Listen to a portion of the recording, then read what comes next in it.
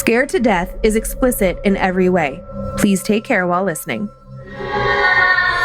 Whether thou art a ghost that hath come from the earth, or a phantom of night that hath no home, or one that lieth dead in the desert, or a ghost unburied, or a demon, or a ghoul, whatever thou be, until thou art removed, thou shalt find here no water to drink. Thou shalt not stretch forth thy hand to our own. Into our house enter thou not. Through our fence break through thou not. We are protected, though we may be frightened. Our life you may not steal, though we may be scared to death. Welcome to Scared to Death, Creeps, Peepers, Roberts, and Annabelles. I'm Dan. Hey, Dan. I'm Lindsay. Hello, Lindsay. I was mocking you. I saw you. Welcome. I got a couple quick announcements, and then we're into a fun show. Okay, I'm excited for your announcements because I know what's about to happen. In the store at badmagicmerch.com right now is a bunch of stuff all related to this summer's Wet Hot Bad Magic Summer Camp this August 19 through 21. General admission tickets still available, and there's a whole variety of items. You can get hats, flip-flops, t-shirts, tank tops, a backpack, and more, all limited edition. Order by mid-July to make sure you have it in time for camp. And Lindsay is showing the backpack now for our YouTube watchers. It's so cute. I love it so much. Backpack. That's for all the parents who had to watch Dora. I love this backpack. I used it when we were in Missoula. I think it's so sweet. Mm-hmm. It's so fun. Yeah, it's so fun. It's so fun. We hope to see you guys there. General admission. I know people are bummed that they didn't get the VIPs, but you get so much with a general admission. You still get so much, and you get to hang out with us. We're going to be hanging out with you. That's the most important part. You get to be our friends. Now I'm going to whip this across the room. There's no velvet ropes. Oh, dang it. There's no bottle service. No. Separation. There's a few VIP only things, but you'll be fine. Yeah. Yep. And then you have our donation amount, you said, for our charity. We finally do. Yeah. So just totally excited to share with you guys the Halo Dental Network. Our donation to Halo will be $14,300, with another $1,600 being set aside for the Cummins Family Scholarship. More info on the scholarship coming in a few months, so just hang tight on that. The Halo Dental Network was founded by Dr. Brady Smith, and it's a coalition of dental professionals who provide donated services to those in need of dental services that can't afford it. So things like veneers, implants, fillings, crowns. And if you want to learn more about the incredible work that they're doing, it's just so cool because your smile, that first impression is just so important. And it can really build your confidence and really change your life. They have some great testimonial videos on their website, which is halodentalnetwork.org. Not only can you go there to learn more about them, you can also nominate yourself or someone in your life that you know could really benefit from that. That's awesome. I love it. And what stories do you have for us today? Well, Dan, funny you should ask. Yeah. I have two. 2 stories. I have 2 stories as well. No way. What are the odds? Who'd have thunk it? My first story, we're going to explore an animal attaching its spirit to another animal. Okay. Right? I've not heard of that before. Mm-hmm. So that's interesting. Yeah. It really is. And I got it. And I said that word unintentionally. What'd you say? Interesting. So now that that's fascinating. That's wild, cool, and interesting. I'm gonna work on different adjectives. I need like flashcards. I need someone behind you with like, when there's like an audience, it's like applause break. Yeah. I need words behind you. I'm gonna hang a whole list of other adjectives behind your head. Thesaurus. We'll just flip through it before we, describe things. Joe just starts piping into our ears that no one can hear. He's like, try this word. And then he comes up with these weird words that make no sense. So that's my first story. And then a second story, exploring the idea of a mom attempting to protect her daughter from beyond the grave. Oh, that's very cool. While the daughter is ghost hunting, nonetheless. Mm-hmm. So a very wild, cool, and interesting tale. I'm doubling down. Oh man, I am. Yeah, I'm gonna have to like put some keywords. I now I'm not even doing it as a joke. I'm just like, oh shoot, those are my 3 go-tos. Truly, isn't that funny? Yeah. Mm-hmm. Yeah. Okay, so my 2. The first takes us to some folklore surrounding an Indiana cemetery. Indiana, man, they're always pumping out ghost stories. They are, yeah. Just outside the town of Brazil, Indiana. Can completing a ritual at the 100-step cemetery actually conjure up a devil of some sort who reveals to you the nature and time of your death. Backstory and modern encounter combo for that one. Excuse me. Then we travel from Brazil, Indiana to the actual country of Brazil. Not a conscious choice when I paired these stories. Perhaps some Brazilian paranormal force was guiding my hand. Been a long time outside of Patreon bonus episodes since I've shared an alien abduction claim. So that'll no longer be true after today's episode, because for my second story, I shared the alleged abduction of Antonio Villas Boas, who said that when he was a young Brazilian farmer in 1957, he was first visited by UFOs on numerous occasions, then abducted, taken on board their ship for some experiments. The last time we were in Brazil, now you referenced a bonus episode. Was that the episode where it was 2 police officers in Brazil and like somebody goes over the edge? That was in South America, but not Brazil or Central. That might even been Central. No. Okay, I lied. Now I'm confusing everyone. That was somewhere, Latin America, Central or South America. We were in Uruguay, like recently for another story. Okay. Yeah. Well, JK, this is my new thing that I like to do. Just real quick before Dan dives in. Throw me a monkey wrench? No, I want to admit to my own monkey wrench. On last week's episode, I did a story about an archaeologist on an archaeological dig, and it's a storm cellar or some sort of cellar, and in that, I go, I'm like, and I have this great fan story coming up about this guy in a cellar. I don't want to give too much away. Yeah, really spooky. Really great story. And then the next day, I spent about 4 hours digging through emails, reaching out to Heather. Stressed out. I was so upset. I was near tears because I was like, what is happening to my brain? I can't find this email. I'm texting Heather. She's like, God, that does sound so familiar. Oh, and she's like, I think the guy's name is this. So we're going back and forth. I'm getting so upset. And Dan finally says to me, what is going on with you? And so I tell him, and he just starts laughing. He goes, that's the story I told about 2 weeks ago. Yeah, I was like, was there a guy in the corner? Did he dig up some bones? Did it lead to an active investigation? And you're like, yes. I'm like, yeah, no, I told that. And it's like, I know it's going to happen. Fans are going to write in and say like, we can help you keep track. Listen, we have all the documents. It's just, it all bleeds together. Yeah, the longer you do it. And there's so many stories that we've looked into but haven't told. And so you have literally hundreds of stories kind of floating around in the periphery.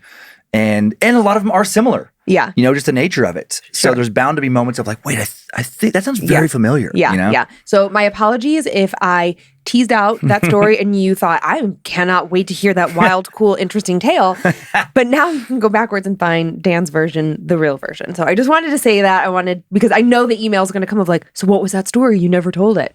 You're right, I didn't. Dan did. Well, I think that was a memorable one, and I think we have another memorable one now. Okay. I'm very excited to head to Brazil, Indiana. Okay, I've got on these cool socks from a fan in Raleigh. Those are cool. Yeah, they're banned books socks. So they're the names of banned books on one pair, and then the other one crossed out. I don't even want to get started about how banned books make me feel. Yes. Let's do it, Dan. Oh, boy. Okay, a little bit of setup that includes an explanation of the ritual lore aspect of this story. The 100-step cemetery near Brazil, Indiana, just 15 or so minutes outside of Terre Haute, considered by some sources to be the most haunted cemetery in the state. Known variously as the 100-step cemetery, Carpenter Cemetery, or Cloverland Cemetery, the Clay County resting place is a magnet for local folklore enthusiasts, ghost hunters, and history buffs. So how did it get its most famous name? 100 Steps. The cemetery itself faces west on a hill overlooking North County Road 675 West. Established in the 1860s, likely directly in response to many additional graves suddenly being needed thanks to the Civil War, mourners had to climb, you guessed it, 100 steps to reach the top of the hill where they could then look out over a sea of graves.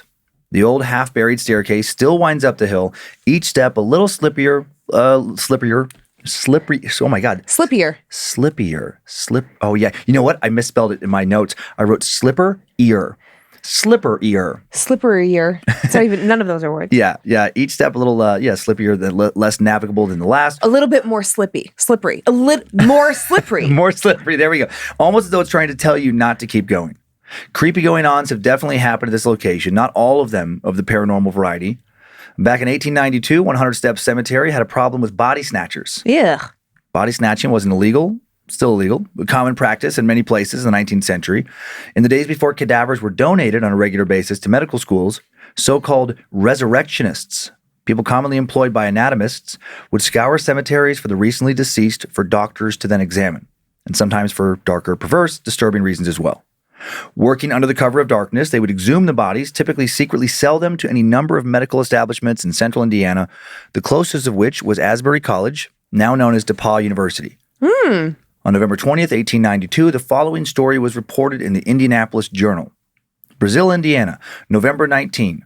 The citizens of Posey Township of this county are greatly stirred up over a ghastly discovery made at the Carpenter Cemetery. 1/2 mile south of Cloverdale, yesterday afternoon. About 2 years ago, George West, a wealthy farmer of that place, buried his daughter, Miss Emma. She died of an ordinary disease, and nothing to cause any fear of her grave being molested was apprehended.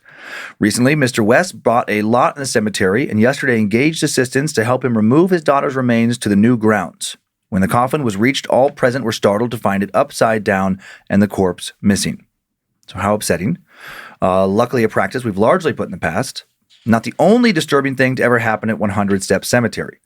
Disturbing events continue to this day, and if you're daring enough, perhaps you can be a part of them.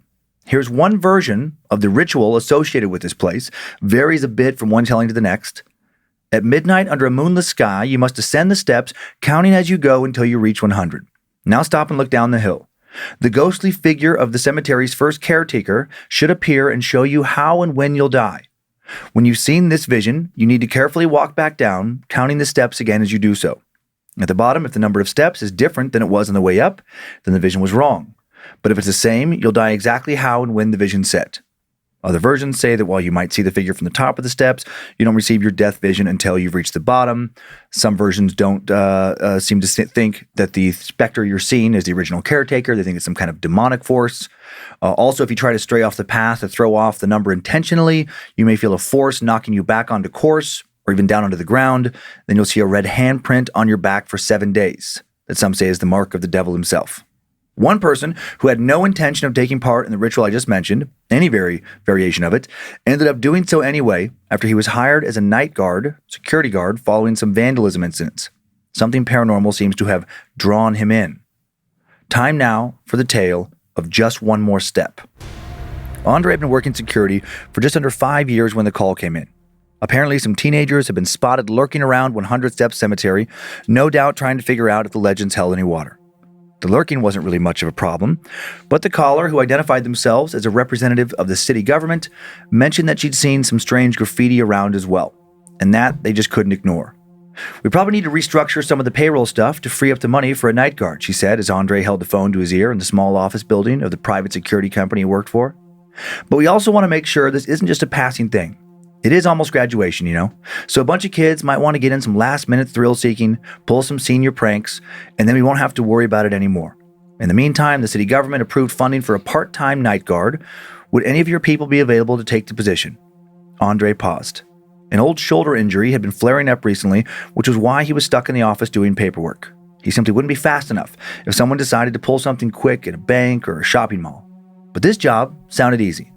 Walk around the cemetery for a while, make sure no teens were hanging out, maybe make a few phone calls to parents, and he could use the extra cash. Money was tight and he'd had to cut back all winter, no heating the house past a certain amount, instant coffee instead of beans, that sort of thing. Would be nice to have a little extra spending money again. I'll do it, he said. They made arrangements for him to come pick up the keys to the gate that afternoon. The caretaker would then show him around and he'd be on his shift from 10 p.m. until 6 the following morning. Don't get creeped out, the woman said. I know some people say that a cemetery is a strange and creepy place, but I like to think of it as historical. It's like a museum, where you just get to read the plaques, but not, thank God, have to see the exhibits. And with that, she gave her a little laugh and hung up. Andre frowned. He hadn't been thinking of the cemetery as creepy until she'd mentioned it. He'd only been thinking of it as extra dollars in his pocket. But now something told him that the woman was surprised that someone had been so quick to volunteer. Should he be creeped out? He'd passed by the cemetery countless times in his truck. It always did seem a little bit spooky, kind of surreal actually. Maybe it was the picture-perfect grass or the washed-out tombstones or the fact that it was always empty, but it didn't look totally real. It felt like you were looking through a window and seeing a painting of a cemetery on a wall instead of looking at an actual cemetery. Those steps in particular, climbing high above the gravestones to a dizzying precipice, they felt so out of place. Andre wondered if he'd made a mistake. But then he looked at the frayed cuffs on his sleeves, his beat-up sneakers, and he decided to put all that out of his mind. It was a job, and he needed the extra work, period. First night of his watch was uneventful. The only thing he was scared of was the possibility of somehow getting caught sleeping. It was hard to stay up all night, at least in this place. Andre had worked night shifts before, but never somewhere this quiet. He didn't run into a single other living soul the entire shift. It was almost relaxing to walk between the graves, thinking about all the people that had lived through so much, wars and depressions, prosperity and scarce times. He didn't feel scared that first night, but the cemetery clearly got to him at least a little. because he had some strange dreams the following day. His new night, when he actually slept. Dreams about stumbling over a coffin and hearing thumping sounds coming from inside, hearing fists beating against the wood until they splintered. And then he woke up before whatever was inside could come for him. These dreams, he kept slipping in and out of them, were terrifying. But they were just dreams, clearly the result of his new strange job. Surely he'd acclimate to it soon, and his mind would calm down. He expected the second night to be the same as the first, but around 3 a.m, as he rounded a corner, his flashlight swept across something on the ground. Fresh footprints. He bent down to look at them. They were a bit smaller than his, probably belonged to a teenager. Strangely, they seemed to be bare footprints. That was definitely odd, but he assumed that since he hadn't seen anything or heard anyone, someone must have heard him and decided to quietly hightail it out of there, maybe taking off their shoes so they wouldn't make a sound. He hoped that was what happened anyway. He straightened up and was about to move on when he heard something. Just one more step. His head snapped around. So the teenager had stayed, he thought, maybe currently trying to convince a less brave friend to try and climb those steps. He fumbled for his flashlight, turned it on, swept it over the path, but didn't find anything. There was no one. The next couple of nights followed a similar pattern. Andre walked around in the quiet dark. Each night he found 1 or 2 fresh prints in the dirt and assumed, like the first time he saw them, that they belonged to some local kids. The footprints didn't scare him. He understood that messing around in the cemetery was probably just a fun thrill for local teens. More thrilling when you had to make sure the security guard wouldn't catch you. And taking extra care to not get caught, well, that would explain the bare feet. While he didn't find this scary, he did find it weird that he only ever found 1 or 2 footprints at a time, that they always pointed towards the stairs. The voice he kept hearing, though, that was starting to get to him. That was scary. Each night, he kept hearing the words he was beginning to know so well. Just one more step. He kept trying to find the source of those words, but he never could. He tried to tell himself it was the same teens who must be leaving the footprints, but the longer this went on without him actually seeing anyone, the harder this became to believe. A couple times he thought he saw movement out of the corner of his eye, but when he turned, he'd never see more than the cut grass slowly springing back into place, some mist swirling perhaps. He was expecting more of this when he returned on the 7th night. He was starting to think that maybe what he was hearing was a ghost. Since it hadn't tried to hurt him, there was no reason to be afraid of it, was there? But he was afraid. Not a lot, but certainly a little. As the sun set that 7th night, he took his patrol around the perimeter of the cemetery, then started for the center, and stopped dead in his tracks. He was expecting to see 1 set of footprints, maybe 2, but this night, there were hundreds, pressed into the dirt. One after the other, stretched as far as he could see. And he heard it again. Just one more step. Now he was angry. This couldn't be a ghost, could it? He figured that someone had to have been playing a practical joke on him, having a good laugh at his expense. They've been messing with him all week. Okay, kids, knock it off!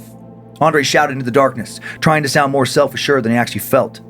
He wasn't allowed to carry a gun since he wasn't a trained member of law enforcement, but he did have a stun gun. But something was beginning to tell him in the back of his mind that he wasn't going to need it, or rather that it wouldn't be helpful. He raised his voice. You've had your fun! Now it's time to get out of here. Do I need to remind you that what you're doing is trespassing and that's illegal? No answer. For a brief moment, Andre hoped he'd scared him off. But wouldn't there have been more footsteps? If they ran off, more whispers? Someone at least saying, oh shit, before they ran? Why was there only silence now? Not even the sound of grass or trees rustling? And then he saw it. Top of the hill, just for a second. A shadowy form. And then just as quickly as it appeared, it disappeared. Now Andre, even though he didn't want to admit it to himself, was more than a little scared. No teenager would have heard him and then run up the hill, opposite the way out. No one was that stupid, were they? So who or what had he just seen? Slowly he walked over to the base of the steps. They were stone half crumbled, same as always. If they existed somewhere else, Andre could have imagined children running up and down them, their laughter being swept away by a summer breeze. But here and now, hard to imagine anyone playing on them. Especially at this particular moment. In addition to being dark, it was cold. Colder than it probably should have been in May, even in the middle of the night. Andre now heard the whisper again, little louder than before. Just one more step. He looked around like every time he'd heard it before, but this time he knew he wouldn't see any kids. He worried it had something to do with the figure he'd seen for a moment at the top of the hill. Slowly, hesitantly, he climbed the first step before pausing and looking up towards the top of the hill. The figure wasn't there. He hoped he hadn't really seen anything, but then the voice returned. Just one more step. He whipped his head around again instinctively. Of course he saw nothing. He didn't even know which direction the sound was even coming from. It was a bit louder that time. It was also slightly muffled, like whatever was speaking was buried under something. Then it was like his mind was a separate entity and now answered a question he hadn't even realized he'd asked. Like maybe under 6 feet of dirt? "Stop it," he said out loud. If any kids were orchestrating all this, he was positive they would be laughing about it all for years. Andre wanted to run, to leave the cemetery, never come back, but he couldn't. I guess he could, but he wasn't going to. He wasn't going to let some kids or his imagination or whatever kept telling him to take one more step. Was he losing his shit? Scare him off a job. Might as well quit working security altogether in that case. Just one more step, he promised himself. He didn't need to go check the top of the hill right now. Just one more step, and then he'd bail on this nonsense and just walk his normal patrols, count down the minutes until 6, and just go home. But then just one step turned into another, and another, and another, and another. His limbs felt like they were out of his control. Pretty soon, he was at the top of the hill, pausing with just one final step to go. His mind told him this was all silly. They were just steps. What could it hurt just to keep walking them? But his gut told him he should stop where he was. Stop while he still had the chance, his last chance to quit. "Just one more step," the voice urged. He picked up his foot, and he stepped forward. 100, he said aloud to no one and kind of scared himself. He was at the top, hadn't even realized he'd been keeping track of how many steps he'd taken to get there. The wind blew a little, ruffling the hair on the back of his arms. His bum shoulder throbbed, and then he thought he saw it again. The same shadowy figure, except it wasn't at the top of the hill, now it was below. Slowly the figure raised its head up and met his eyes. He doesn't totally remember exactly what happened next, only that he felt some kind of hands wrap around his neck, then his vision went white. He knew without knowing how he knew that he was being hunted down, chased, that something was coming to get him, something that was connected somehow to the coffin in his dream. Whatever was inside that coffin was now out, grabbing him, trying to squeeze the life from him. That something wanted him dead, wanted him to join it. The hands wrapped together around his neck, tighter and tighter, and then disappeared. He opened his eyes. He was on the hill, down on his knees in the grass, gasping for breath. And in front of him were 2 perfect, fresh footprints that he was sure hadn't been there before. Footsteps now facing him. And he ran. He ran down the stairs, even though he didn't want to. He could feel something making sure he didn't stray from the path as he did. And he found himself counting each step all the way down, even though he didn't want to do that. Exactly 100, same as on the way up. Then for a fleeting moment he saw a vision of twisted metal, blood, and broken glass. A mangled man's body behind the steering wheel of a totaled truck. A dead man's body. His body. Then the vision switched to a tombstone. He saw his name etched in it and also the date of his death, just over 8 years from now. He snapped out of his vision, was standing at the bottom of the steps. No footprints surrounded him, no more whispering, and he finished his shift. He'd finished 10 or so more shifts until the job was done. There was no more vandalism. The city decided not to turn his position into a full-time one, thank God. He didn't want to have to make that decision himself. He could still use the money, but he really didn't want to ever work in that cemetery again. The rest of his time there, Andre saw no more dark figures, no more fresh footsteps, heard no more whisperings, and that was over 6 years ago. In less than 2 years, the date he saw in his vision will come to pass. He tells himself it'll just be another day, but maybe he shouldn't drive that day. Maybe he should lock his doors and stay inside. But what if that doesn't work? What if the thing he saw in the cemetery will move his body like it did when it moved him up and down those steps? What if next time the whisper he'll hear, instead of just one more step, will be just one more mile? Just keep driving, just a little bit farther. Yee. I would absolutely tell somebody and then say, no matter what I say, no matter what I do, don't let me out of this room. Like, I would get a hotel room. I wouldn't even be at my house. Mm-hmm. Somewhere that somebody else could control. Like, because in my mind at a hotel, it's like you give your keys to valet. Like, you just don't have access to your vehicle in the same kind of way. Right. Also, no Ubers that day. Mm-hmm. No lifts, no whatever. Maybe some sedatives. I know. Knock just yourself out sleep for the day. the day away. A lot of NyQuil. Yeah. No airplanes, just like no modes of transportation. No Lime scooters. Yeah. So different kind of story. I like that. Yeah, one. I like that a lot. Okay, so just 2 pictures. This is the first picture of the 100 Steps Cemetery. And the steps look nice in this one. Yeah. So I wonder if this is more recent, because here, most of the pictures look like the second one of the cemetery, where it's a lot more busted up like what we just heard. Yeah. So yeah, maybe they got some city funding to clean it up. Mm-hmm. Yeah. My guess is somebody probably fell down. There was probably a lawsuit. Yeah. Oh my, so weird. I keep getting the weirdest chill in my ears. In your ears? Weird. Do you ever have that happen? I don't know. And then it like trickles down your body? I don't know about ears, no. It's fine. Maybe it's my weird allergies. Yeah, there's everything's in bloom right now. Ugh. So it makes sense you've been having sleepiness and I look achiness. like this? Well, yeah, and you got up really early, but yeah, I think a lot of it's allergies. So my allergies are giving me the ear tingles. The old allergy, cold ear tingles. Oh man. Or something's in there. That was a weird story. Was a weird story. You know what I didn't say it was? Oh, you didn't say it was cool, interesting, or wild. Strange, odd, peculiar, intriguing, fascinating, intriguing, unique. We're getting good at this. What did I write down? Oh, because I'm a little bit OCD. Yeah. The step counting, I had this whole narrative in my head about like, or there's no spirit there and everybody's OCD. Because I cannot go up or down a flight of stairs without counting. Without counting steps? Can't do it. Oh, interesting. You never told me that. Yeah, I don't think about how many steps I'm going up or down. I don't think about it. It's a involuntary choice that happens in my brain. I can tell you all the step counts about all the different places. I have to. Yeah. I mean, I don't do that. I mean, like everybody, I think I tap the banister 3 times and spin to make sure that my mom doesn't die. But other than that, I just, Are you mocking my OCD? No. That's rude. So rude. But yeah, I was like, oh my God, what if there was an OCD demon?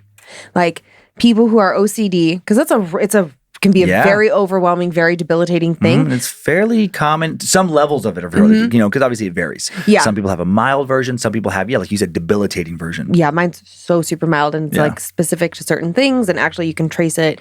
There's lots of connections between OCD and eating disorders, which makes sense if you really think about it. Control thing. And just like the counting. So like that's where mine shows up. But anyways, I just had this whole side vision while you were telling the story about like, okay, what if like a monster like made you like, okay, you have to do this, you have to do that. But you were really like this demon was possessing you and everything it was forcing you to do was leading you to your death. Ooh. I know. That was a good one. Well, this next one, I'm glad that one spooked you because this next one, unless you have more, is going to be your greatest fear. Well, I'm trying to avoid it. I really don't want to dig into that story. You said it was this is not scary question at all. You said it was in Posey Township and I immediately wrote down Ring Around the Rosie, pocket full of Posey. I'm like, is that where it comes from? It's probably not. But no, it's not. No, the Ring Around the Rosie thing comes from, oh man, it's been a while. I do know this, but it's just been a while. It comes from, some people think the plague. Some people think, I want to say like they altered the lyrics, I guess, because of like some bombings in World War II, but it comes from Britain. Oh. It comes from Britain. But it's, they think it traces back to the plague. I'm 99% certain. Well, that's interesting. Okay. And then. People falling down dead with the plague. So it's really dark. The origins of that one are really dark. Okay. One other question. Okay. Would you donate your body to science? When you were talking about bodies being dug up, cadavers, like before, there were a variety of reasons that people were, I was going to say grave grabbers. Yeah. Yeah. Grave robbers. Body snatchers. Body snatchers is what I was going for, but I got grave grabbers. Would you donate your body to science? I haven't really thought about. I mean, I have that thing of like organ donor, like that's but yeah, I would donate my body to science. I know. How do you do that? I don't know. We could look into it. There's no box on your website. Yeah, there's no box on your driver's license to check because that's how you become an organ donor. I want to donate my body to science fiction. Oh boy. To sci-fi. I want to be put in some kind of exoskeleton, a robotic exoskeleton, and I want my body pumped full of formaldehyde and various preservatives. And then I want to be like, so I can still like be like a zombie guy who gets to be walked around. Okay. And I want one of the kids to have to keep me in their house. Why do you always have to take it somewhere weird? I don't know. That's where my brain's worked for a long time. Yesterday, you did the weirdest thing that I thought was so funny. We went to play tennis with Kyler, and Kyler and Monroe got to the tennis courts first, and they were just like screwing around, hitting the tennis ball against the wall. And Dan was like, I'm here to cheer you guys on. And he just ran back and forth between the two of them. Good game, slapping them on their asses. And I just thought, like, that would look so weird to anybody else watching, but to our family, like, okay, Dad. It's like so normal. The kids like laughed, but also they were like, all right. Right. It's like they're just. Then Kyler chased me, and you know what? And I was a little faster yesterday. It was pretty funny. He couldn't get me back. Had some moves. You always got to take it someplace strange. I value that about you. Okay, good. All right. I think I've put it off long enough. Take me to the aliens. Okay, but your greatest fear. I was really trying. Well, yeah. What if aliens not only abducted you, but experimented on you? Well, what else do you think they do with you? Of course, that's why it's scary. And in this story, had sex with you. Not much setup at all for this one. We're going to get into the meat of the story pretty quick. Antonio Villas Boas was a Brazilian farmer, later a lawyer, who also, it seems, the first man of the modern age to claim that he'd been abducted by aliens. Boas claimed he was abducted one night in 1957, and he would stick with his abduction story all the way until his death in 1991. Well, that's commitment. Swearing that he was experimented on by strange humanoid creatures who came from the sky. Time now for the tale of the extraterrestrial breeding program. Something strange was happening in the days leading up to Antonio's abduction. Just before midnight on October 5th, 1957, the 23-year-old, living near the little town of São Francisco de Sales in southern Brazil, opened one of his windows to let in some fresh air, and he saw a strange white light in the sky. Eventually thinking perhaps it was just some stars shining especially bright that night, Antonio stopped looking at it and went to bed, and then when he woke up a few hours later, he looked out the window again, and now this light moved towards him at a frightening speed. He slammed the door shut, woke up his brother, who now also saw it. They both watched it from behind closed shutters until suddenly the light seemed to just blink out, and it was gone. For the next 9 days, Antonio and his brother tried to figure out where the light could have come from, but they couldn't come up with any answers. Then on October 14th, the light appeared again, now hovering in the distance above a field where Antonio and his brother were working after the sun had gone down to beat the heat that day. It seemed to hover only about 100 yards above the ground. The light moved from one end of the field to the other, and the brothers approached it to investigate. And whenever they started to get really close to it, it would speed away from them to a different part of the field. Antonio said this happened somewhere around 20 times. Then while he and his brother continued to stare at it, the light just suddenly disappeared, as it had the first time they saw it, quote, as if it had been turned off by a switch. The next night, on October 15th, 1957, Antonio was working in the fields again alone after dark, trying once more to avoid the heat of the blazing sun.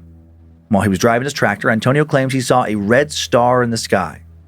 The star approached him, increasing in size until it became a circular or egg-shaped aircraft with a red light in the front and a rotating dome on top. It moved very quickly, was directly above him before he could even think about how to respond. It was so blindingly bright it completely overpowered his tractor's headlight. The craft descended, 3 hook-shaped legs extending out to help it land. Antonio didn't want to stick around to see who was inside. He tried to drive away on the tractor, but the lights and engine suddenly died after he only made it a few feet. Now he tried to hop off and run on foot, but he didn't make it very far. A humanoid creature grabbed him by his shoulder. He shook it off, started to run again, but almost immediately 3 more humanoids appeared and subdued him. Then the 4 of them began dragging him back to their ship. Antonio described these humanoid creatures as being about 5 feet tall, wearing gray coveralls and helmets. All he could see inside their helmets were their small blue eyes. Their coveralls, helmets completely obscured their appearances except for their eyes. Tubes, possibly some kind of breathing apparatuses, ran from the backs of their helmets to the inside of their uniforms. The tubes gray, smaller than a typical garden hose. Antonio didn't see a tank or any kind of box connecting to the tube. These humanoids also wore 5-fingered gloves that seemed to restrict their movements. Their uniforms were skin tight, also wore distinct badges the size of a slice of pineapple, as he said, made up of reflective material. And they wore shoes with thick soles and upturned tips, almost like fairy shoes. Antonio was now pulled into their ship by a metallic rolling ladder. Once inside, he said the door closed so completely he couldn't even see a seam in the metal. Antonio was now led into a brightly lit, empty square room with square lights fixed inside the metal walls. The walls covered in strange red symbols he didn't recognize. Another door then opened and he was taken to another room with a table surrounded by swivel chairs. The furniture made of what appeared to be a white metal. The humanoids now forced him onto the table, spoke to each other in grunts, barks, and yelps, sounds Antonio said he couldn't quite describe or recreate when speaking later to investigators. They were unlike anything he'd ever heard before. Antonio, now stripped naked, covered in some kind of strange gel he thinks may have been a kind of disinfectant. His humanoid captors then made sure to fold his clothes carefully, as if wanting to preserve them. When they'd finished stripping him, although forceful, he felt they took care not to injure him. Then these humanoids took blood samples, strangely from his chin. He would later show a medical examiner small scars matching his story. The aliens next escorted him to another room, left him alone for what he thought was about half an hour to an hour. And all that was in this room was a rubbery gray mattress. Antonio decided to sit on it. He was frightened, but also extremely curious. The aliens had not harmed him yet. He didn't get the feeling they were going to harm him, but he also didn't know what they wanted from him. The next strange event Antonio claims to have experienced was now seeing a colored gas being pumped into the room, making him feel initially very sick and disoriented, but then he felt aroused. He suspected the gas was some kind of powerful aphrodisiac. Another humanoid now entered the room. Female, attractive, completely naked, not wearing a protective suit. He He thinks the gas pumped into the room may have enabled her to be able to breathe without her helmet apparatus. Antonio claims she was the same height as the others, had a small pointed chin, high cheekbones, thin lips, slim and narrow waist, wide hips, large thighs, blue cat-like eyes, her hair long and white, her pubic and armpit hair bright red. She didn't look quite human, but human-ish. But Antonio found her to be incredibly attractive. She stared at Antonio, walked towards him, eventually approaching him directly, pressing her body against his. Antonio said he was now completely consumed by a singular desire for her. She and Antonio proceeded to have sexual intercourse. Antonio said that she didn't kiss him, but instead nipped him on the chin during a brief and intense act of coitus. Afterwards, he says she smiled at him, rubbed her stomach, and pointed upwards, and he took this to mean she was pregnant and going to raise their baby in some other place. The humanoids gave him his clothes, took him back to the room with the table. He took his time to look around, saw a small box with a glass top that looked somewhat like something like a clock. He attempted to steal this clock-like device as proof of his encounter, but then one of the creatures caught him, took it back, and became enraged. It was the only time he said he feared being attacked, but then the creature never ended up hurting him. Instead, he was escorted off the ship, returned to the field he was working in. He now watched the strange ship where all this allegedly took place take off into the sky. As the craft started to move away, he said its light grew brighter and brighter. The saucer began spinning at an incredible speed. Its light changed from white to red before it suddenly shot off into space, completely vanishing in just a second or two. Antonio left the field to go home now, quickly realized his tractor was ruined, wouldn't start. When he got home, he realized 4 hours had passed during his encounter. After this abduction, Antonio suffered from nausea, weakness, headaches, burning eyes, odd bruises, and skin lesions. He kept his story private for months until a Brazilian journalist published a piece asking for anyone with alien encounter stories to come forward. When his encounter was published, not surprisingly, a lot of people doubted it. Skeptics believe that Antonio was inspired by a story in a sci-fi magazine called O Cruzeiro. João Martins wrote a series titled Flying Saucers, where he described cases of people in isolated places attacked by small alien beings. Martins had asked his readers to write in with their own experiences, and when Antonio did that, he selected and published his letter, making the story public for the first time. In 1958, Martins paid for Antonio to come to Rio de Janeiro for an exam with Dr. Olavo Fontes at the National School of Medicine of Brazil to try to either legitimize his story or expose it as being a hoax. Dr. Fontes would end up contacting the American UFO Research Group, APRO, Aerial Phenomena Research Organization, after examining Antonio and determining that he was in fact exposed to a large dose of radiation and was suffering from the effects of radiation poisoning.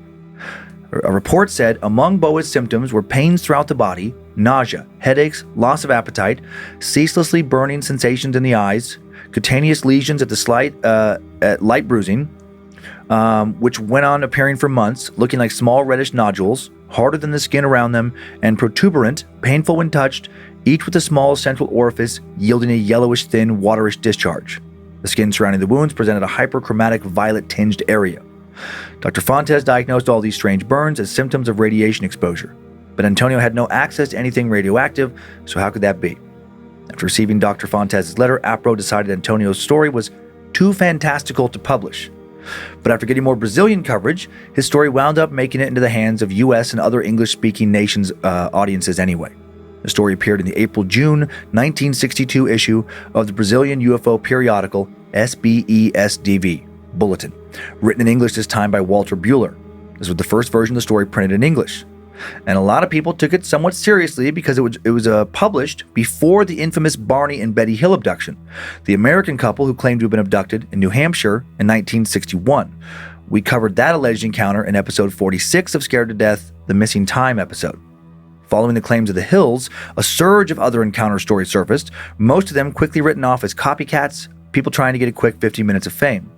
But many believed Antonio because his story came out before all that.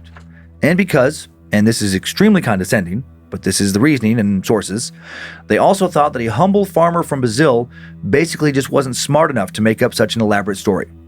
Adding a bit more possible credibility to his claims, Antonio was able to recall every detail of his abduction without hypnosis over and over again for the rest of his life. He memorized, reproduced the strange red symbols after his abduction, also recreated model ships he claimed looked like the one he saw that night. Antonio would stick with his story, never deviating from it, consistently swearing he was telling the truth for over 3 decades, all the way until his death in 1991. True or not, Antonio's story still remains one of the most famous alien abduction stories in modern ufology lore. Wow. Crazy story. Wild, crazy story. This is crazy claim. Crazy claim. Ugh. I have a few pictures. Okay. Before you question. This first one is Antonio Villas Boas, being examined by Dr. Fontes, trying to determine the authenticity of his claims.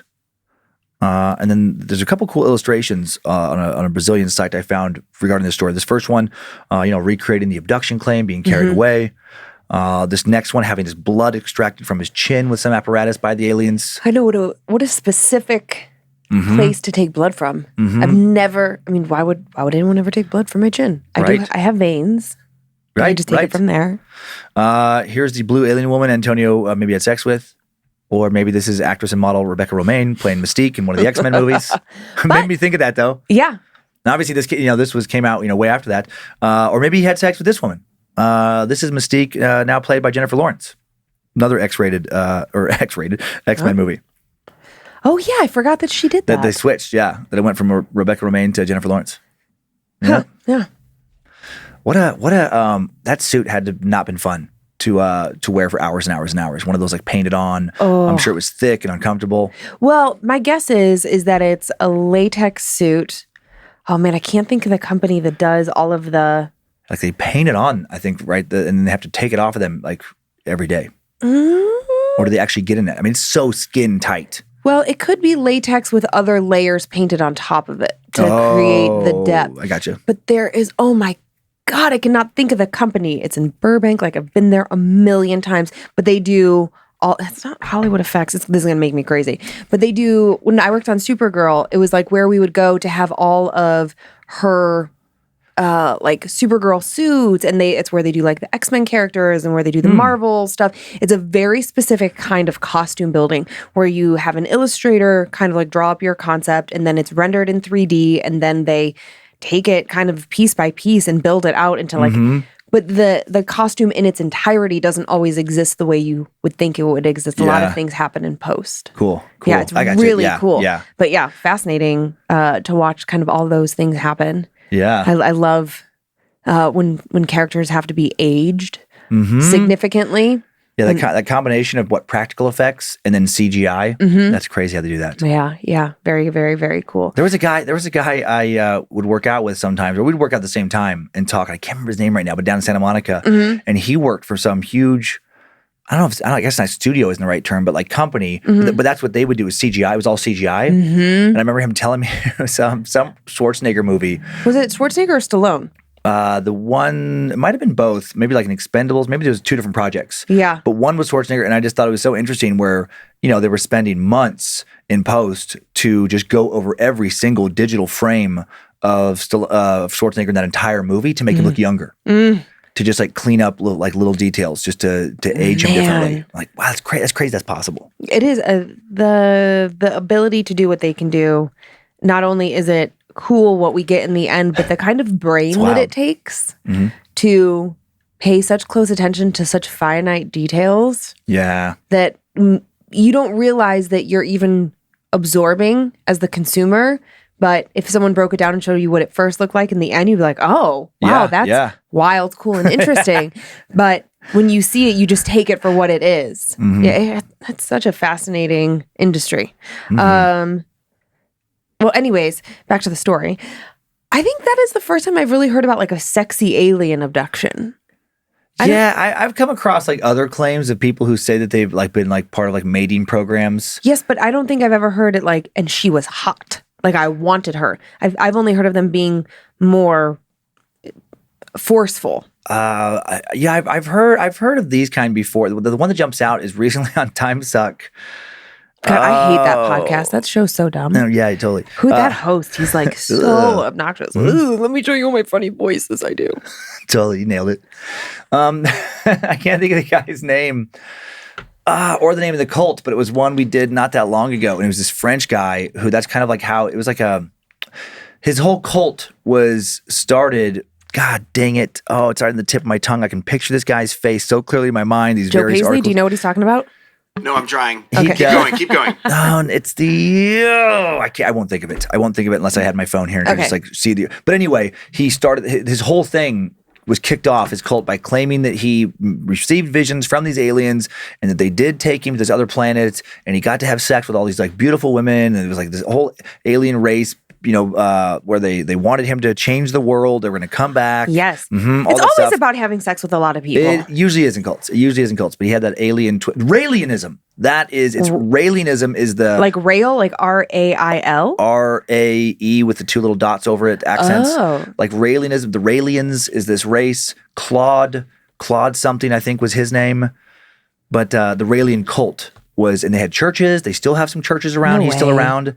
All Yeah. based on alien sex. They're considered a religion in some places. Yeah, mostly based on alien sex. Okay. Well, yeah, I should Yeah. say mostly, but that's part of it. You digress. Mm-hmm. In impregnating the alien, like I'm like, oh, he's like, she rubbed her belly and then she pointed up.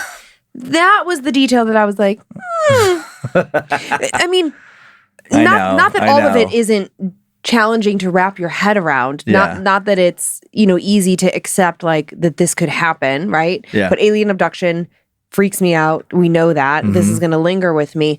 It's just that specific detail. Well, and I did take out an extra detail that it made it too laughable to me.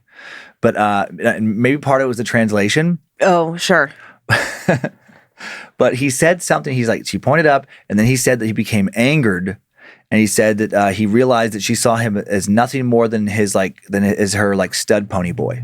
That is not. Yeah, seriously. There was a detail like that. I'm like, I'm gonna for the trying to scare you're telling. I'm gonna leave that out. That is something.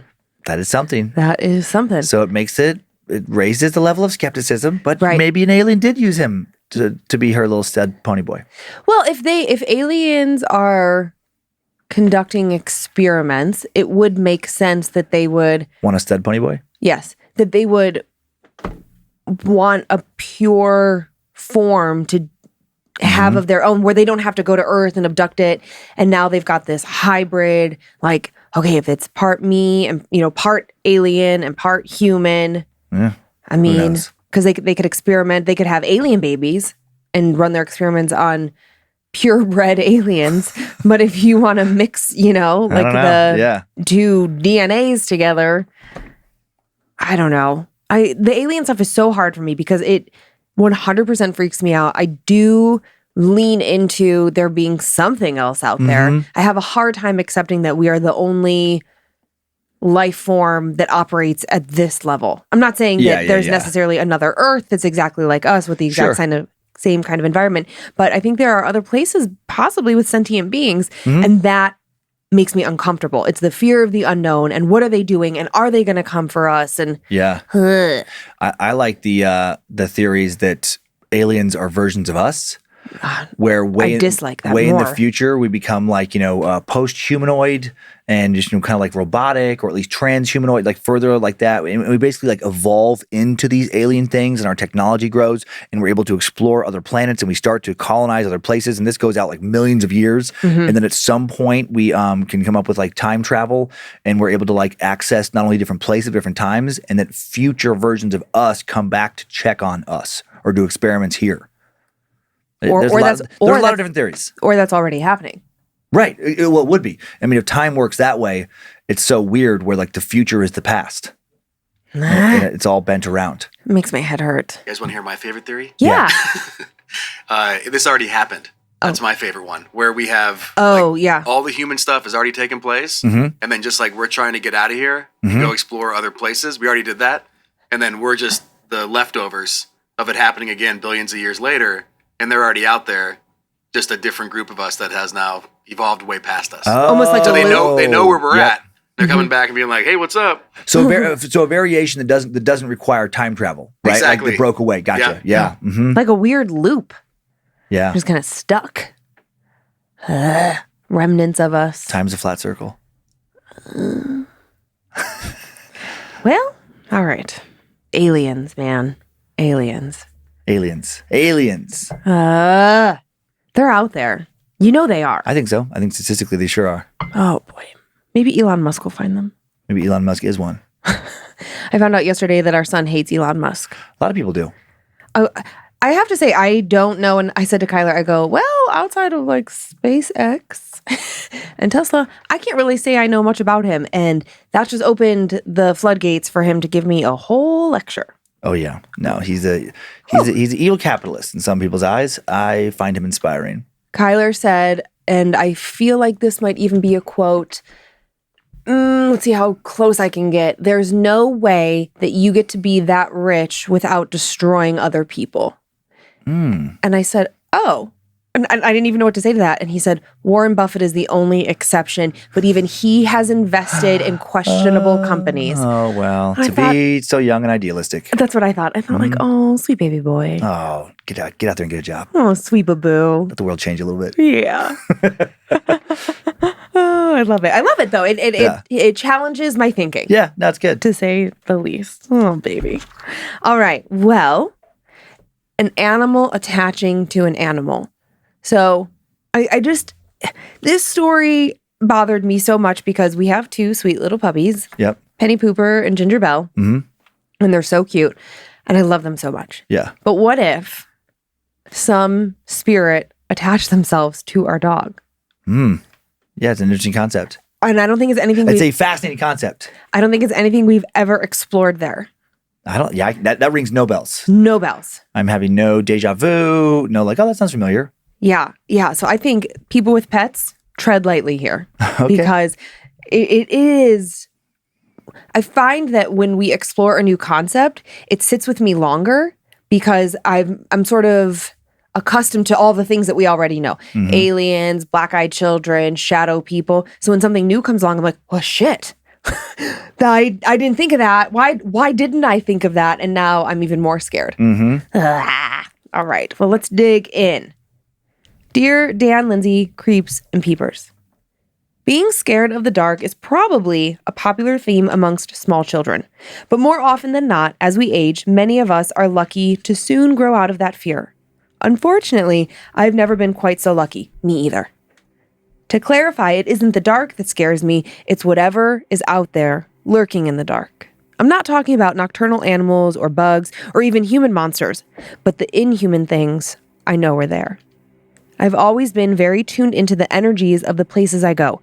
Never in my 30 years have I ever enjoyed the vibe of a forest in the early morning hours before the sun comes up or those late hours after the sun has gone down. If I'm being honest, I don't even like living next to a forest. My family and I had always noticed weird things. The sounds of heavy breathing where nothing else should have been. Things crashing through trees. The hair standing up on the backs of our necks as though something sinister was watching from the shadows of all those trees. It's never been a case of hating the outdoors. Being out in nature has its redeeming qualities, but it's just something about being outdoors in certain spots where the trees or the land or the air around them have soaked up unpleasant memories, so pungent that just walking through it is enough to make my bones tingle with that warning ache. I'm positive the forest beside my childhood home in the small hills of East Texas were haunted, though by what, I still have no idea. I never thought it was a good idea to snoop around and find out. Especially when I'm way too sensitive and not nearly skilled enough to protect myself. But I've said all this just to preface my actual story. I lived in my childhood home until I was 26, minus the 4 years I spent in Santa Fe, New Mexico, studying creative writing and contemporary music at university. I traded one scarred piece of land for another, as the land of enchantment is such an understatement for the life and energy that flows through the valley in New Mexico. Being in Santa Fe, I found that I enjoyed being outdoors again. Those forests in the Sandia mountain range rejuvenated my love for nature and being out in the wilderness, and because of this, for a while I almost forgot about the feral and ethereal eeriness that comes with holding court with spirits and other energies of the forest. It was in New Mexico that I started to hear stories of various cryptids and creatures, one of which I truly believe I stumbled upon one night all the way back in Texas, in a region that it definitely shouldn't have been in. In the last year or so, I've settled into a new life in Austin, Texas. I moved into an apartment complex in Bee Cave, nestled beside a small grove of trees and forest land. I very much enjoyed the trees but only from the safety of the back steps of my apartment building. The times I took my puppy back along the trails in that forest, there was such a weird vibe that I instantly was reminded of the forest on the property of my childhood home. I absolutely never wanted to go near those trees after dark.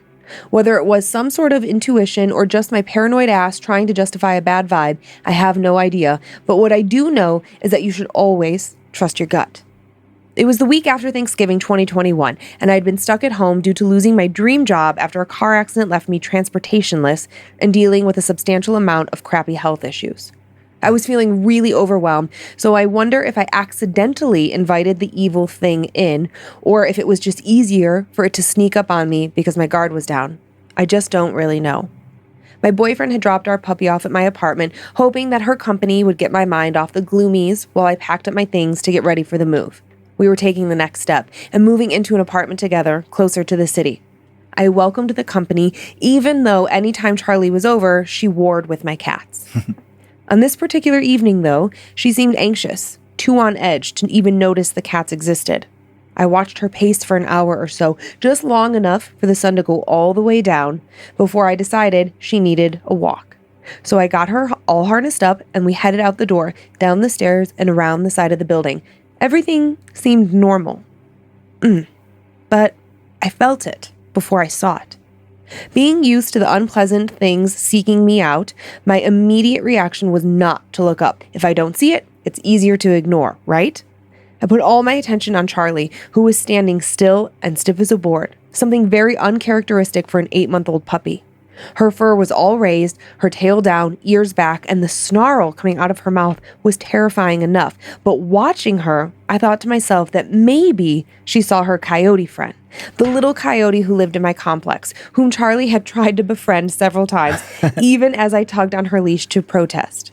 But that coyote had always given me the creeps. Its eyes had never looked quite right.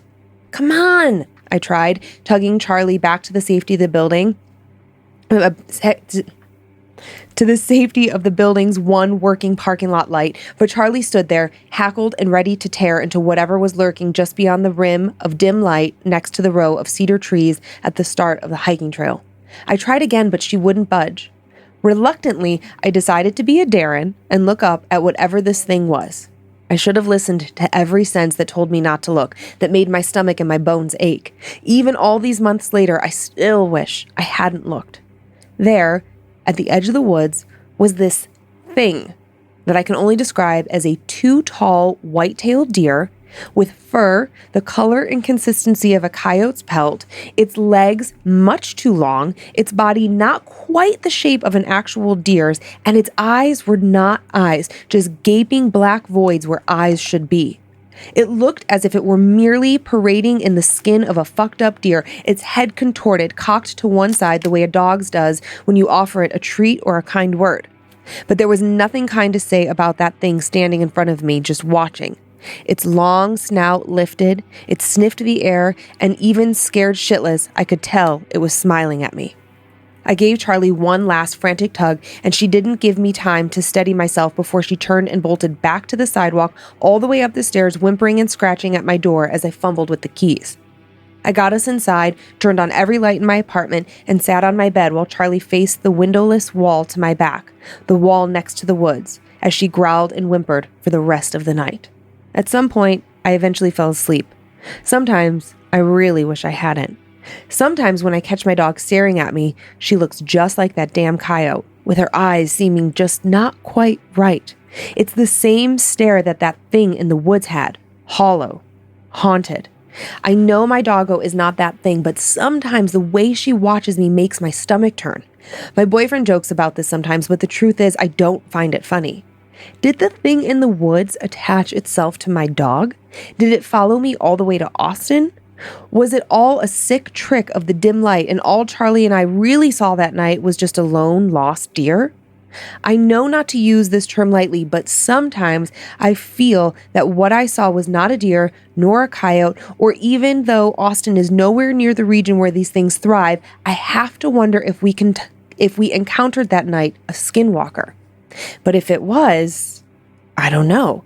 I have to hope that we got away, even if now, all the way in the city, I still feel the pull of those trees and the cold, dark energy of the thing in the woods. Skylar. P.S. I really enjoyed the Annabelle shout out where you guys so confidently said my name was Schuler and proceeded to say it was such a good name. Truly the highlight of 2022 so far. But sadly, it's pronounced Skylar, which isn't as cool in my opinion. But seriously, you made my whole day. Because it's the way it's spelled. It's like S-C-H. Right. That was my bad. Schuler Skylar. Schuler Skylar. I wrote down in the middle of that story, I'm like, Skinwalker, but then they like addressed that at the end. But that's what I was thinking that whole time is, like, especially those animals, like coyotes or coyotes as I call them. I know. I go in and out of coyote. Just regional. Yeah. And then the deer with the elongated legs and stuff, that all, is those details, will show up in a fair amount of like lore around skinwalkers. And then, but I've never heard of that thing like jumping from, I wonder if he just like spooked him and then like reading like that kind of stuff into the dog, or I guess maybe did the skinwalker get in the dog? Is it not a dog, but like his dog, but a skinwalker? And I wonder what happened to the dog. I mean, it sounds like they still have the dog. Yeah, right. Sounds like so the dog must not be. But she says that the dog will like look at her weird now, and the dog now makes her uncomfortable.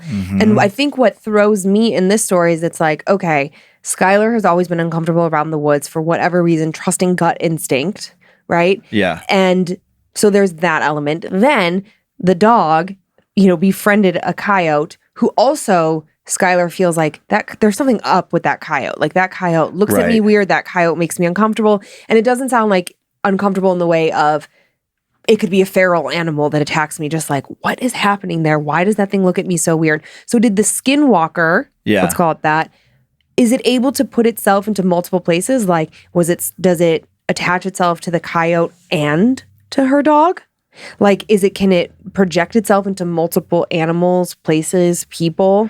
I don't. I mean, according to the lore of, and this is just me pulling this out of my ass right now, just from what I remember. I don't remember hearing that. I've always thought of them as like a shapeshifter, where they can shift their shape, but not like project their essence into another creature. But did it do that? Did it become the coyote and then it goes back? Well, yeah, it could have been like the dog and then back. It could be like maybe like one point you're seeing it as the coyote. I mean, that would follow the lore. One point you're seeing it present itself as the coyote. Another moment you're seeing it present itself as a deer, but whatever this thing is wouldn't be able to then jump into your dog. How does a skinwalker come to life, come to exist? The legend, I think most of them go back to like witchcraft, where basically like a shaman gets into the dark side of the witchcraft and instead of doing like white magic, they get into like black magic.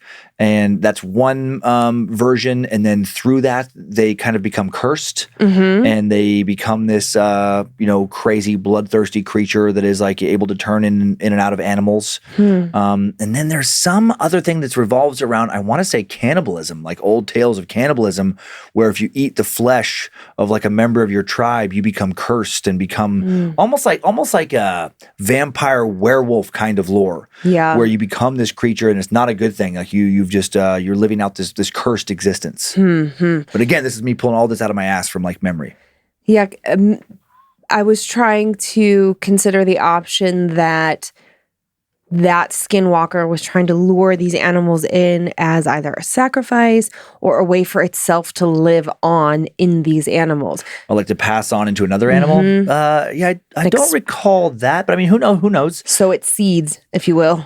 Yeah. Again, though, I don't recall it jumping from one to the next, but then there's that angle you presented where it's like, what if it's just something attached to this one thing and then jumps to the next? And I will say, coyotes too, man, their eyes are very weird, just in general. When I was hiking with Monroe, that was the first time in the wild I came around a corner and saw one pretty close, and it just stared at me. They're curious creatures and they're little predators. They're sizing you up.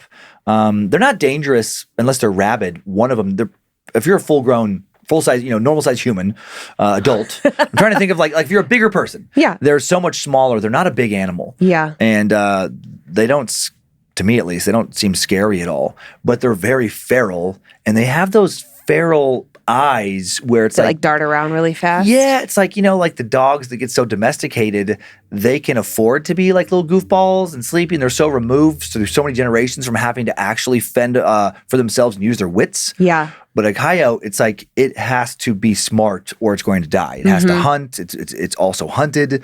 And yeah, their eyes are just very intense. Well, I was thinking about Penny and Gigi. Penny's so smart. Not that Gigi's not. Gigi's just a different kind of, she's a little goofball. She got stoner eyes. Yeah. So it looks like she's slightly baked all the time. I love it. But if I took them on a walk or on a hike and then felt uncomfortable on said walk, hike, and then we came home and Penny's eyes didn't seem quite right anymore. I know, that would be creepy. Or even Gigi, like if all of a sudden Gigi was really alert, because she is a nut. That dog is nuts. Yeah. And it's like if she was suddenly like very intense staring at me, or if Penny just... If Penny is like far too close to feeling human to begin with, Penny the way does that she stare at responds, us intensely is because she's trying to hypnotically suggest to us that we give her food. yes, Penny is food obsessed. Yeah. But it's very sweet, and you know, it almost feels like a toddler who's trying to learn how to speak but can't speak yet. Yeah. Like she's trying to ask you for something. But if that went to something that felt aggressive, or because never ever ever have Penny or G ever felt anything other than Like, so sweet. Yeah, they don't feel threatening. No, but what if that shifted? Demanding, but not threatening. Yeah. Yeah. Yeah. No, that's That would be terrifying. That would be terrifying. And I think I would jump to where Skylar jumps, where it's like, okay, where were we? Because I would immediately start to think like illness. Like, did you get bit by something? Are you okay?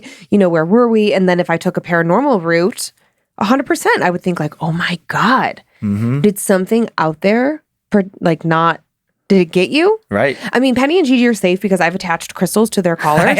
She actually has. Truly. It's so funny. Yep. They have little crystals on their collars now. Yeah, Penny's got a tiger's eye, and Gigi has, I think she has obsidian. Monroe and I picked them out. Cute. They're pretty cute. Very cute. They got little Penny ripped hers off. I had to put it back on. She's clearly on Team Dan. They got little guys. Dang it! What do you call your jewelry? Your Doodads. Doodads. They got little doodads. Little doodads. Yeah. All right. Well, you ready for one more before we get out of here? I am. Okay. This story, a little bit spoopy, yes, but also a little bit sweet. And I know we like to mix these in. Yeah.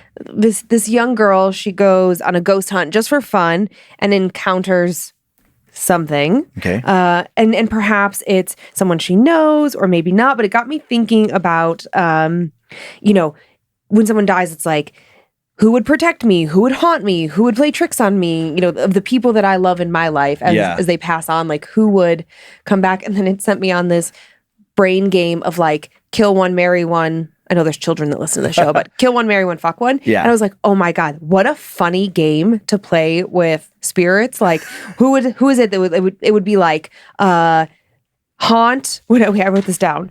It was like, you could play like a little game of like protect, haunt, or play tricks. Okay. Okay. So here's your three people. Yeah. I want to know who would protect you, who would haunt you, and who would play tricks on you. Okay. Okay. Here's who I'm giving you: Chad Daniels, Okay. Jeff Wilson, your sister Donna. And it's protect, haunt, or what was the third? Play tricks. Play tricks. I think that Jeff would protect. He's a sweet guy. My sister Donna, she's sweet too, but I would say play tricks. Oh. And maybe Chad would haunt. Oh, okay. I thought Donna would haunt you because I thought that she would find I was on the edge there. I feel like she would find more enjoyment out of haunting you. That would be her trick. Her trick would be to haunt you. Yeah. But yeah, I thought, what a funny game. That is a fun game. So we can switch it up. All right, well, let's dive into this story. Hey, Dan and Lindsay. I'm a new listener who is still listening through the episodes from the beginning, but I have a great story for you. Back in 2015, about 6 months after my mother passed away, my mother's friend invited me to Fort Mifflin in Pennsylvania to go ghost hunting. We had gone a couple times with her before, so it wasn't out of the ordinary, and I decided, sure, why not? This paranormal team had been there many times before, and really nothing had happened. When we got there, we split into 3 groups, 2 groups of 4 and 1 group of 3. I was in the group of 3 with our family friend Lisa and another girl my age. I feel like at the time I was a pretty fearless 19-year-old, so I'd led the way into an underground ammunition bunker. We set up a light motion sensor at the entrance. We took our time testing it. We walked in front of it over and over, but it would not work. No matter what we did, we could not get it to work. Lisa and I set up a grid and cameras. Everything was fully charged and working fine, but then not 15 minutes in, everything just died. No cameras were working, the grid was off, and the motion sensor would just come on despite there being no motion. It was quite a shock when all of a sudden everything then came back on. But it didn't come fully back on. It was very dimly lit, like it was half powered. I was leaning against a wall across from the other two people in my group when we all saw the silhouette of a large man walk up the wall in my direction. We ran away quickly, leaving everything in the bunker behind, and called for help. The other groups came quickly to help us grab our gear. They were teasing us, but by the end of the night, we were the only ones who had stayed in that bunker. We continued making our way throughout the above-ground areas, investigating. Eventually, we decided to what was once the solitary confinement. This was literally a hole in the ground. There was a wall with a hole so soldiers could give prisoners food in there as well. As we walked closer, I started to slow down. Lisa stopped and looked over at me and asked, "You felt it too?" And I nodded. We decided to stay above ground. We had a white noise box going in an attempt to record anything we encountered as we waited outside of the solitary confinement. I was staring at the barracks we were going to sleep in. We had left all the lights on. Those lights now illuminated someone in one of our windows. I motioned at Lisa and then pointed at the person in the window. They started to sway and wave at us, while the box suddenly started saying "die" over and over again. We decided to investigate and began making our way towards the barracks. As we got closer and closer, the figure began to back up. It eventually took off running. Sort of. We noticed it had no legs, so it floated more than it ran. Freaked out, we radioed the other groups to come back to the barracks. We left and went to a spot where we could watch the barracks from a distance. Staring at the window for about 5 minutes, nothing happened. I quickly looked away and then back again, and it was back. And the box again began to say "die" over and over again. We decided we needed to make our way to another group, but I suddenly couldn't move. I felt stuck in that spot. Lisa said she could see something lingering around us.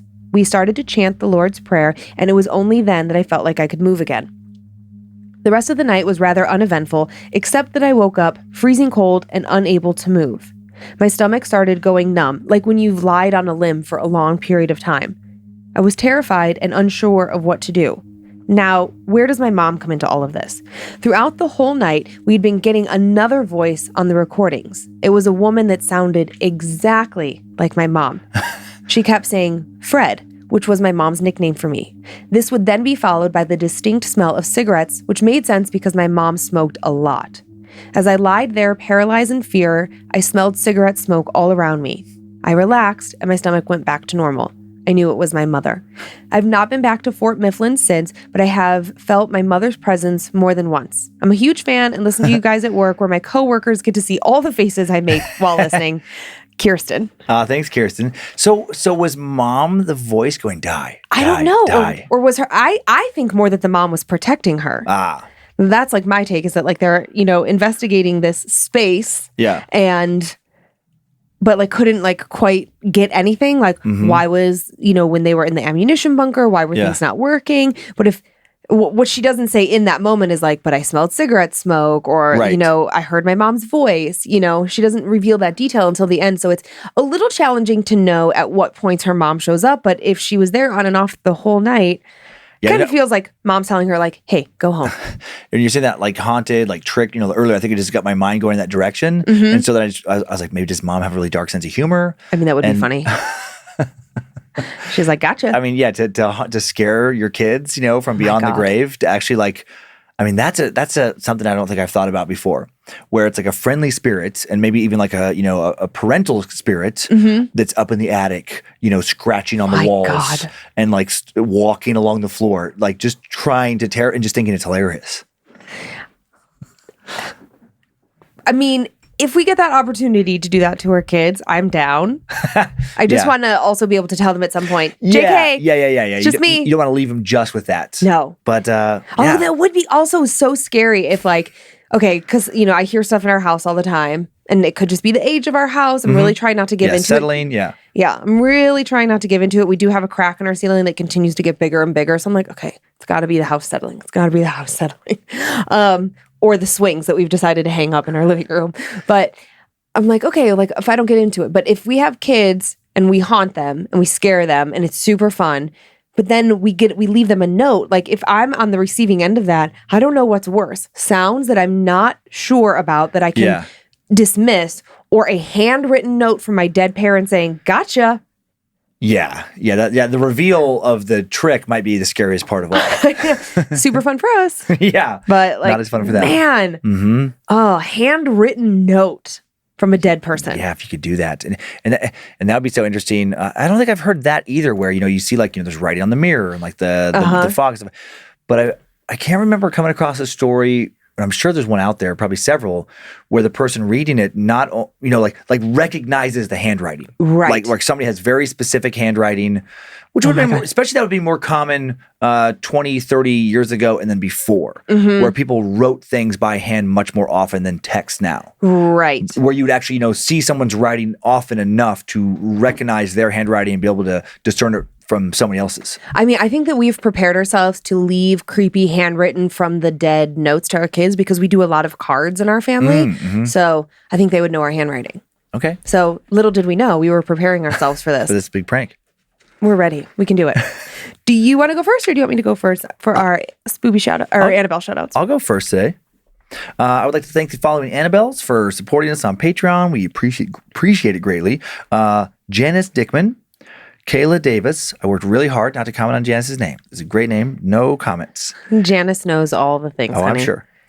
Grady Nardini, Jacob Barnes, Chris Schmidt, Thomas Squires, Michelle McClellan, Brianne Sparks, Alicia Fisher, Chance Presley, Amber S., Heather Dunn, Tina Trujillo, Sue Hancock, Dirty Texan, Rachel Hilliard Brown, Leslie Gonzalez, Bill Mateer, Casey Main, Kimberly Sullivan, Chris Vickers, Marcus Myers, Stephen Konopasik, Shai Mizrachi, and Spencer Earnhardt.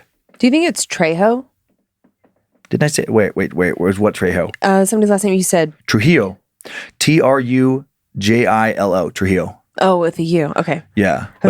I make up spellings in my brain when you're like reading things, even though I've typed that out. I'm like, maybe.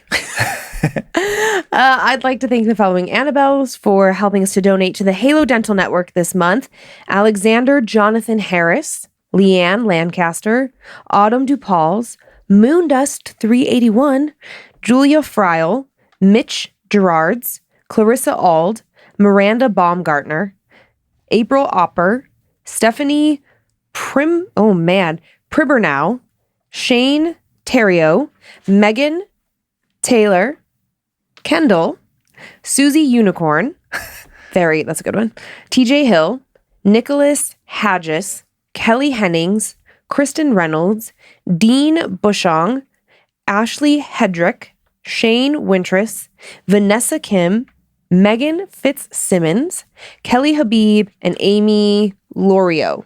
I don't know. Lorio, I'm going with. Okay. And just a couple spoopy shout outs this week. Okay. Oh, I thought you were going to say something. To Nav from Kim, congrats on becoming a dad. Aw. To Jackson from Karina, happy birthday. And guess what? What? It's your birthday. It's my birthday. It's your birthday. Yay. So I literally wrote it down. To Dan from Lindsay, happy 45th. Okay, so I have a special way to celebrate. 1 second, please. Thank you. Okay. Oh, you hit something back there. I did. Okay. Now, here's the deal. Huh? I know that you're on a diet. Yeah. And you're not eating cake. Yeah. But I really wanted to give you a cake. Okay. But I knew you would be so mad if I gave you a treat. Well, I would be furious. I just wouldn't eat very much of it. But yeah. You'd be super annoyed. You'd say I was sabotaging you. Oh, that's So I got you this special cake. Oh, that's a very cute cake. Here you go. Slice it, buddy. Mmm. I thought that was the perfect cake for you in your new diet. Yeah. Oh, what is this? Is this wooden blocks? Yeah. It doesn't come apart. Sure does. It does? Sure. Grab a piece, buddy. Get in there. Eat it. Get the Oh, frosting. I see. There's like little Velcro sticking it. I thought I was going to have to tear this thing apart. That's very cool. Well, yes.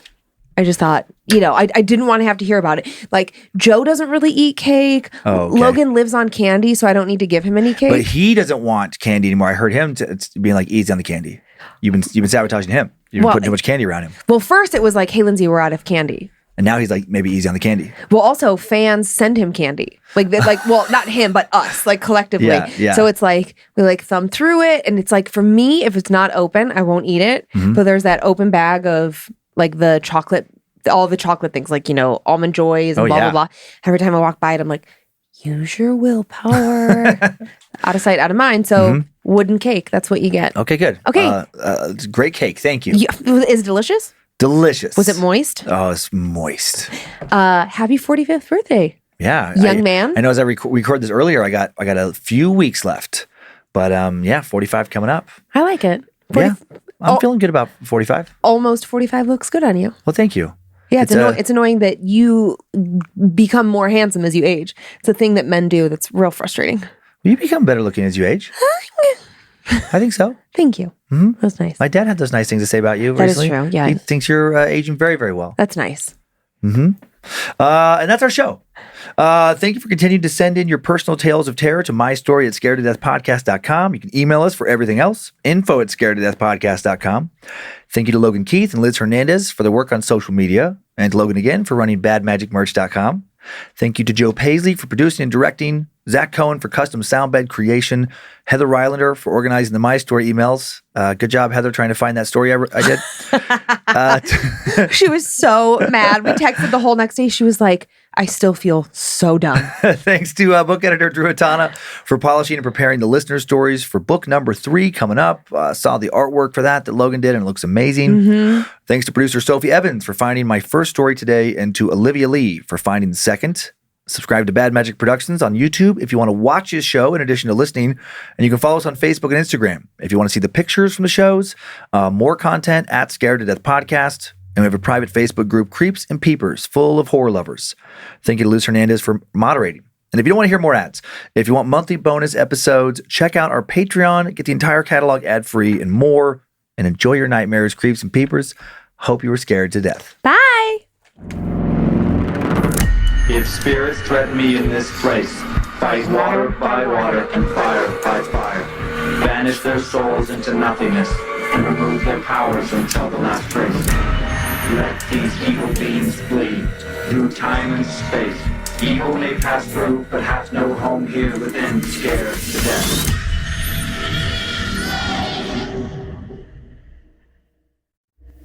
Bad Magic Productions.